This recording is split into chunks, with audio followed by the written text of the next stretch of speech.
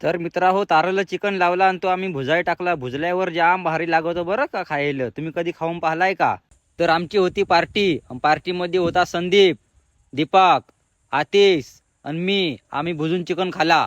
आता तुम्ही सांगसाल आम्ही सारखी पार्टी का बरं करतू? तर तुम्हाला मी सांगतो, एक दिवस आपण सगळी लोक मरून जाणार आहे. त्याच्यामुळं जेव्हापर्यंत जिवंत आहे तोपर्यंत मजा करून घ्या.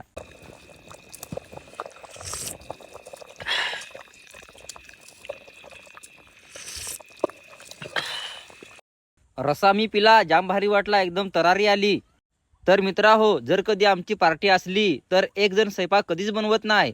कोणी हळद टाकतं, कोणी तेल टाकतं, कोणी मिरची टाकतं.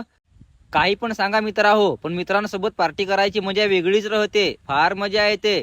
तुम्ही पार्टीला कोण कोण राहता त्यांची नावं कमेंट मध्ये नक्की सांगजास.